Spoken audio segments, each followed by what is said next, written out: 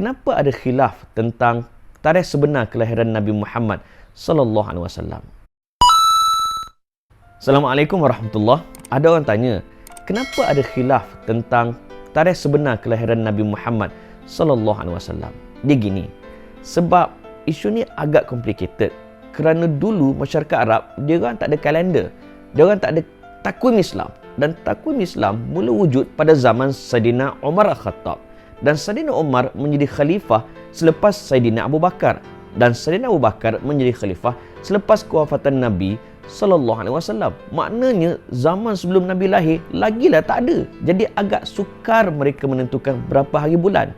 Tapi orang Arab ni, mereka menentukan tahun berdasarkan peristiwa-peristiwa besar yang berlaku pada tahun tersebut. Kalau tahun tu berlaku banjir besar, disebut sebagai tahun banjir besar. Kalau tahun tu ada peristiwa kemarau, disebut sebagai tahun kemarau.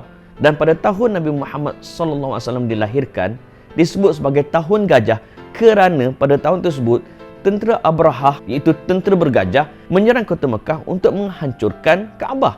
Sebab tu disebut sebagai tahun gajah. Dan hampir semua para ulama dan pakar sejarah bersepakat Nabi dilahirkan pada tahun gajah. Dan para ulama juga bersepakat Nabi dilahirkan pada hari Isnin. Sebab apa?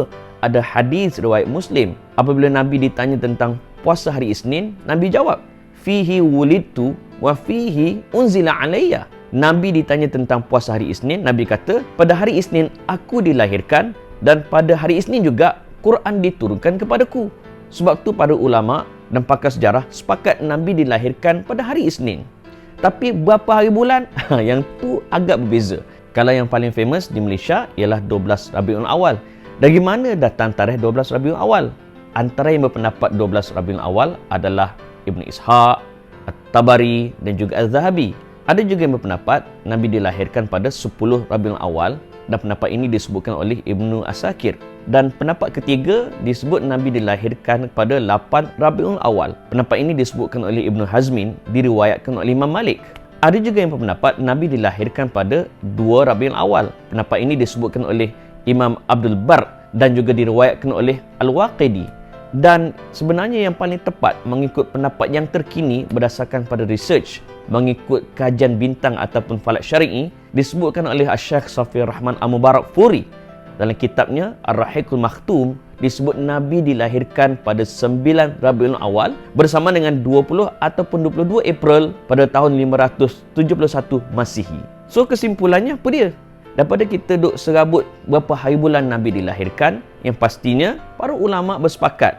Pertama, Nabi dilahirkan pada bulan Rabiul Awal, pada tahun gajah dan hari Isnin. Dan paling utama, kita semua bersepakat bahawa lahir seorang insan yang bernama Muhammad bin Abdullah, iaitu kekasih Allah. Itulah Nabi Muhammad sallallahu alaihi wasallam.